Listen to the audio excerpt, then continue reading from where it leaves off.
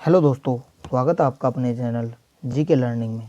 दोस्तों, आज का हमारा सेट है प्रैक्टिस सेट नंबर 15। इससे पहले हम चौथे प्रैक्टिस सेट आपको करा चुके हैं और सभी के जो वीडियो है हमने उसका प्लेलिस्ट बना दिया है। वहां जाकर आप हमारी सारी वीडियो देख सकते हैं। ये क्लास ITAR टेक्नीशियन में जो वैकेंसी निकली हुई है लिए बहुत ही ज़्यादा महत्वपूर्ण साबित होने वाली है। वैकेंसी निकली हमारी 461। ये ध्यान रखिएगा, बहुत अच्छा मौका है, दोबारा नहीं मिलेगा।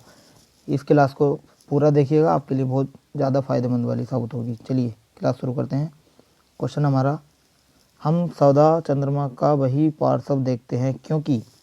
इसका राइट आंसर करेंगे।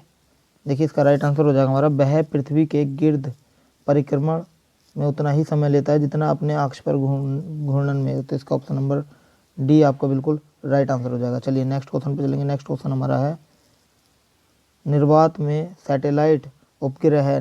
निर्वात में सैटेलाइट उपग्रह कौन सा है? तो देखिए, निर्वात में जो सैटेलाइट उपग्रह होता है वो होता है गुरुत्वाकर्षण क्षेत्र से उत्पन्न ऊर्जा व्युत्पन्न करना। गुरुत्वाकर्षण क्षेत्र से ऊर्जा व्युत्पन्न करना, ऑप्शन नंबर डी बिल्कुल राइट आंसर हो जाएगा। नेक्स्ट है, किसी मनुष्य के लिए नदी के जल की अपेक्षा समुद्र के जल में तैरना अधिक सरल क्यों होता है? देखिए, किसी मनुष्य के लिए नदी के जल की अपेक्षा समुद्र के जल में जो तैरना बहुत ज़्यादा सरल होता है वो इसलिए होता है क्योंकि समुद्र तल का जो घनत्व होता है वो नदी के घनत्व से, जो नदी का जल का जो घनत्व होता है उससे अधिक होता है। तो ध्यान रखिएगा, ऑप्शन नंबर डी बिल्कुल राइट आंसर हो जाएगा आपका, बिल्कुल right answer option number D हो जाएगा। नेक्स्ट है, जल बाष्पीकृत नहीं होगा। जल बाष्पीकृत नहीं होगा कैसे? देखिए, जल बाष्पीकृत नहीं होगा अगर उसकी आर्द्रता 100% हो, यानी कि 100% हो। Option number B is the right answer. चलिए नेक्स्ट हमारा है, भूकंप की तीव्रता मापने के लिए पैमाने का प्रयोग किया जाता है कौन से का? देखिए, भूकंप की तीव्रता हम मापते हैं रिएक्टर में। रिएक्टर पैमाने का प्रयोग हम करते हैं। ऑप्शन नंबर सी बिल्कुल राइट आंसर हो जाएगा इसका, सी इज द राइट आंसर। चलिए नेक्स्ट है, CB रमन को किस क्षेत्र के लिए कार्य करने के लिए नोबेल पुरस्कार से सम्मानित किया गया? तो देखिए, CB रमन को जो सम्मानित किया गया था वो किया गया था प्रकाश के प्रकीर्णन के लिए। प्रकाश का जो प्रकीर्णन होता है उसके लिए सम्मानित किया गया था। इनका जो जन्म है वो 9 नवंबर 1888 को हुआ था। कहाँ हुआ था? ये हुआ था तमिलनाडु में, ध्यान रखिएगा। चलिए, और इन्हें जो ये नोबेल पुरस्कार मिला था, ये मिला था 1930 के अंदर। चलिए नेक्स्ट हमारा है, नेक्स्ट क्वेश्चन पे चलते हैं। नेक्स्ट हमारा, धूप के चश्मे के लिए किस कांच का प्रयोग किया जाता है? तो देखिए, धूप के चश्मे के लिए हम करते हैं क्रुक्स कांच का। क्रुक्स कांच, ऑप्शन नंबर बी बिल्कुल राइट आंसर हो जाएगा। धूप के चश्मे के लिए क्रुक्स कांच का हम प्रयोग करते हैं। नेक्स्ट क्वेश्चन चलेंगे। नेक्स्ट हमारा, विद्युत धारा से लगी आग को बुझाने के लिए जल का प्रयोग नहीं किया जाता क्योंकि।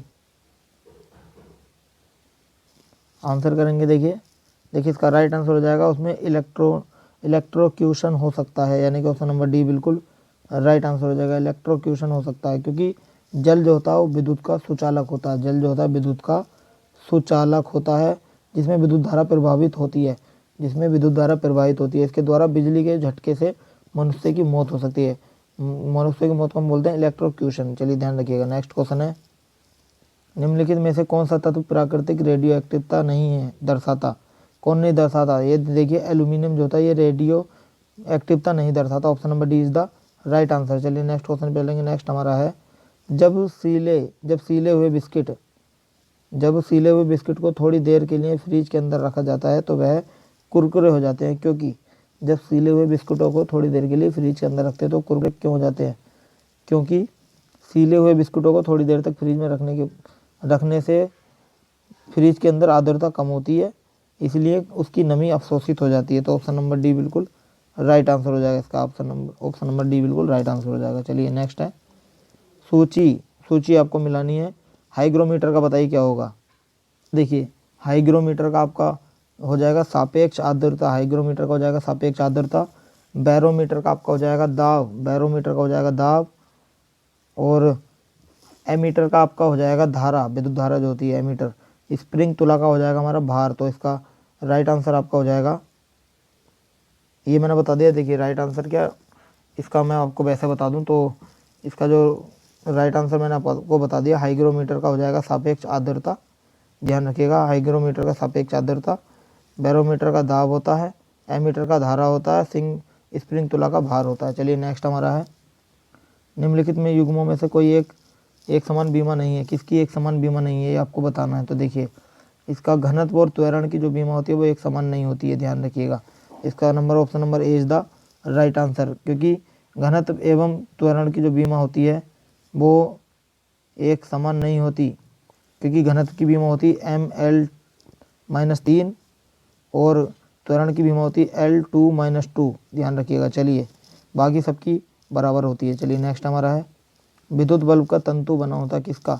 देखिए विद्युत बल्ब का जो तंतु होता है वो टंगस्टन का बना होता है। Option number A is the right answer, tungsten का बना होता है।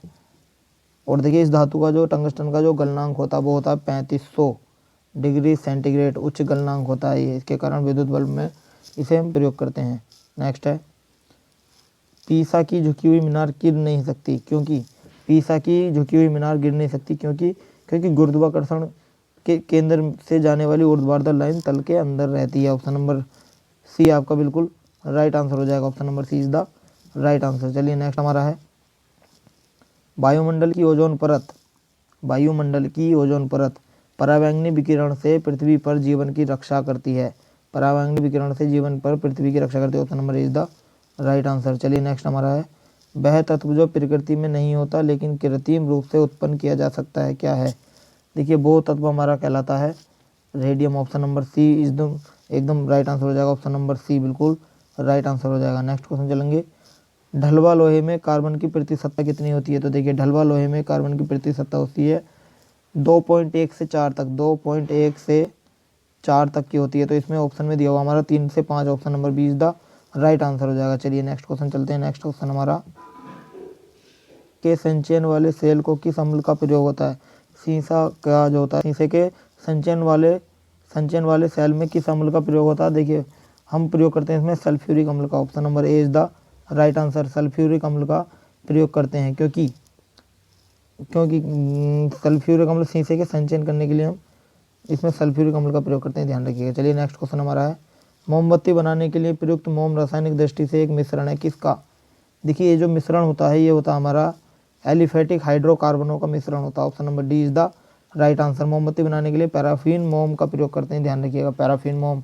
और पैराफिन जो मोम होता है वो हमारा एलिफेटिक हाइड्रोकार्बन होते हैं, इसमें इन्हें पेट्रोलियम से प्राप्त किया जाता है, ध्यान रखिएगा। चलिए नेक्स्ट हमारा है दूध को दही में परिवर्तित करने की प्रक्रिया कहलाती है।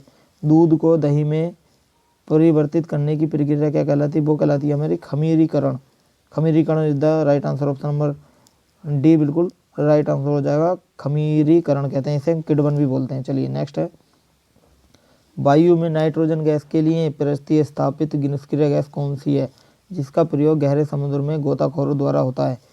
कौन सी गैस का प्रयोग गोताखोरों द्वारा होता है सबसे ज़्यादा, वो होता है हीलियम का। Option number A is the right answer. Helium का प्रयोग सबसे ज़्यादा होता है। हीलियम एक निष्क्रिय गैस है जो समुद्र में गोताखोर प्रयोग में लाते हैं।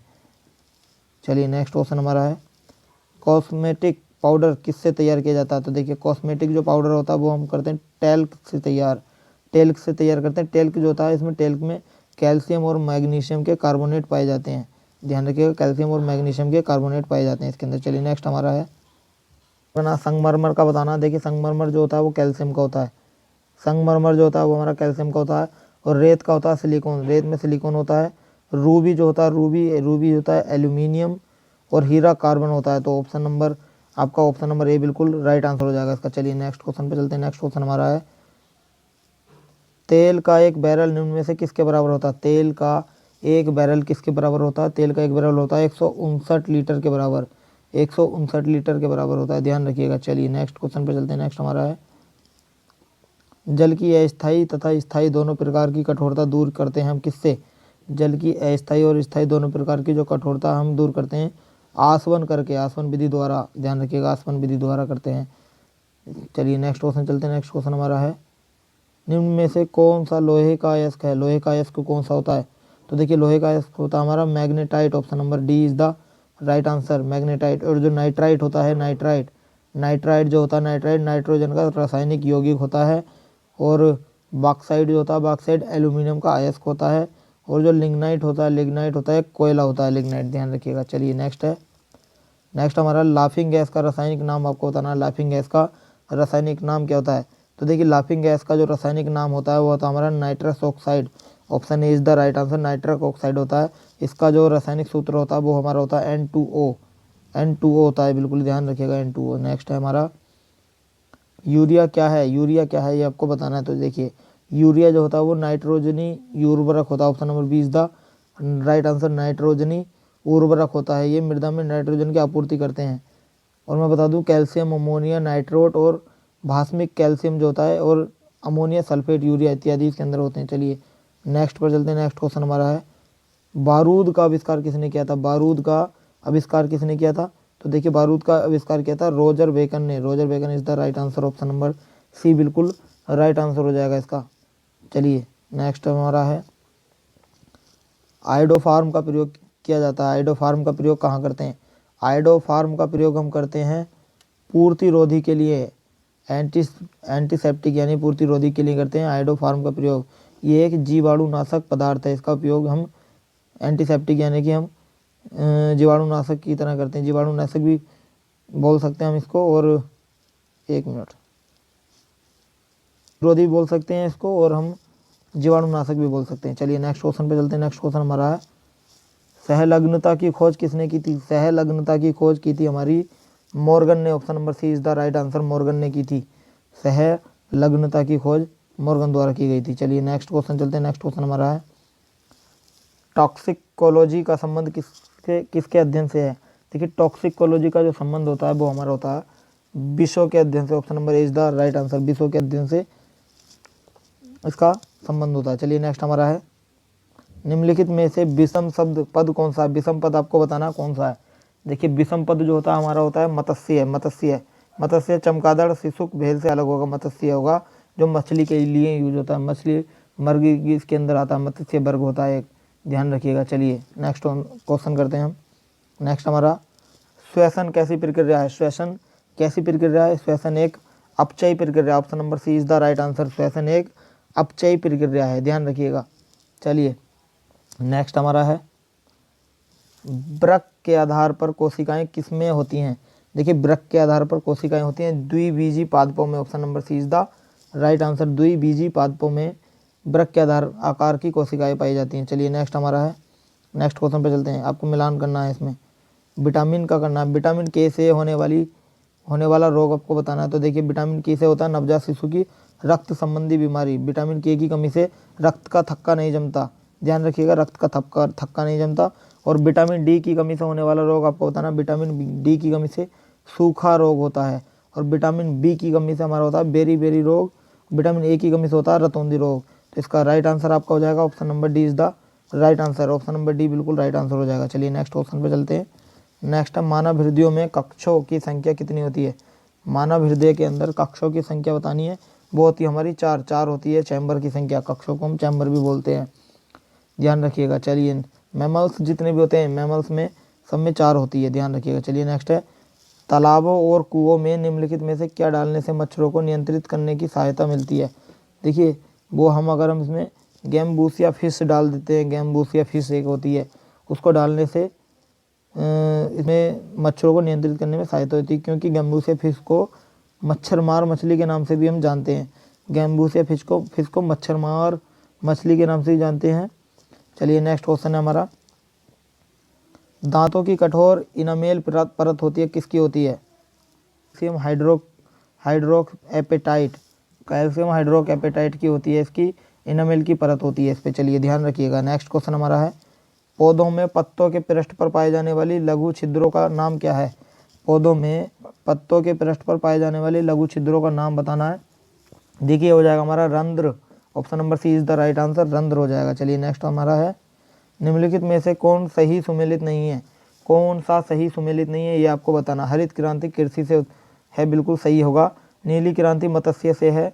ऑपरेशन फ्लड सिंचाई से नहीं होता है, ध्यान रखिएगा। ऑपरेशन फ्लड दुग्ध से होता है, दुग्ध से, ध्यान रखिएगा। ये ऑपरेशन फ्लड होता है हमारा श्वेत क्रांति दुग्ध से। और श्वेत क्रांति जो होता है हमारा श्वेत क्रांति, ये आपको बताना, ये श्वेत क्रांति दुग्ध से होता है। ओ अच्छा, ऑपरेशन फ्लड जो होता है ये राष्ट्रीय डेयरी विकास बोर्ड की एक परियोजना है, मैं बता दूं आपको। ऑपरेशन फ्लड राष्ट्रीय डेयरी विकास बोर्ड की एक परियोजना है।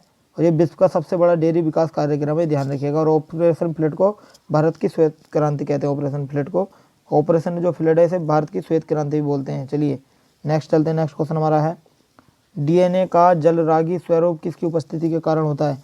तो देखिए डीएनए का जलरागी स्वरूप होता है हमारा फास्फेट वर्ग के कारण। Option number A is the right answer, phosphate वर्ग के कारण होता है, ध्यान रखिएगा। चलिए नेक्स्ट पे चलते हैं। नेक्स्ट क्वेश्चन हमारा है गोलकृमि एक परजीवी है जो किस में पाया जाता है? देखिए गोलकृमि जो परजीवी है वो क्षुद्रांत में पाया जाता है। Option number B is the right answer, क्षुद्रांत में पाया जाता है, ध्यान रखिएगा। क्षुद्रांत होता है एक छोटी आंत होती है। चलिए नेक्स्ट हमारा है गर्भवती स्त्रियों में प्राय किस चीज़ की कमी हो जाती है? देखिए गर्भवती स्त्रियों में आयरन और कैल्शियम की कमी हो जाती है। Option number B is the right answer, iron और कैल्शियम की कमी हो जाती है, ध्यान रखिएगा। चलिए नेक्स्ट चलते हैं। जब जीन युग्म अन्य इकाई के प्रभाव को छिपाता है तो घटना क्या कहलाती है? देखिए वो घटना हमारी कहलाती है, ध्यान रखिएगा हमेशा, एपिस्टेसिस कहलाती है, एपिस्टेटिस कहलाती है। जब जीन युग्म अन्य किसी इकाई के प्रभाव को छिपाता है तो ये एपिस्टेटिस कहलाती है। चलिए नेक्स्ट चलते हैं। नेक्स्ट क्वेश्चन हमारा है किसी मानक फ्लॉपी डिस्क में डाटा भरा होता है, क्या कौन सा भरा होता है? देखिए किसी भी मानक फ्लॉपी डिस्क में जो डाटा भरा होता है वो होता है 1.44 MB, 1.44 MB is the right answer, 1.44 MB होता है। चलिए नेक्स्ट चलते हैं। नेक्स्ट हमारा है पहले इलेक्ट्रॉनिक अंकीय कंप्यूटर में क्या था? पहले इलेक्ट्रॉनिक अंकीय कंप्यूटर में क्या था? पहले इलेक्ट्रॉनिक अंकीय कंप्यूटर में था बाल्ब। Option number A is the right answer, बाल्ब। नेक्स्ट चलते हैं। नेक्स्ट हमारा है 2G स्पेक्ट्रम में जी अक्षर क्या है? 2G स्पेक्ट्रम में डी अक्षर होता है हमारा जनरेशन से related. Option number D is the right answer, generation होता है ये हमारा। चलिए नेक्स्ट है DTP का पूर्ण रूप आपको बताना है। तो देखिए DTP का पूर्ण रूप होता है desktop publishing. Option number D is the right answer, desktop publishing होता है। चलिए नेक्स्ट हमारा है CPU का निष्पादन प्राय मापा जाता है किसमें? देखिए CPU का निष्पादन हम मापते हैं MIPS में, MIPS में नापते हैं, MIPS में, ध्यान रखिएगा। चलिए MIPS में नापते हैं। Option number C is the right answer.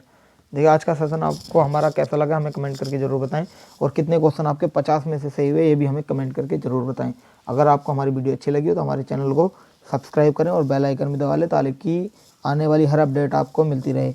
इस क्लास का अगर आपको PDF चाहिए तो आप हमारे टेलीग्राम चैनल से जुड़ सकते हैं, उसका लिंक हमारे डिस्क्रिप्शन में दिया हुआ है, वहाँ जाकर हमें टेलीग्राम पर भी ज्वाइन कर सकते हैं। आज के लिए इतना ही, कल फिर मिलते हैं नेक्स्ट प्रैक्टिस सेट के साथ सुबह 10 बजे। धन्यवाद।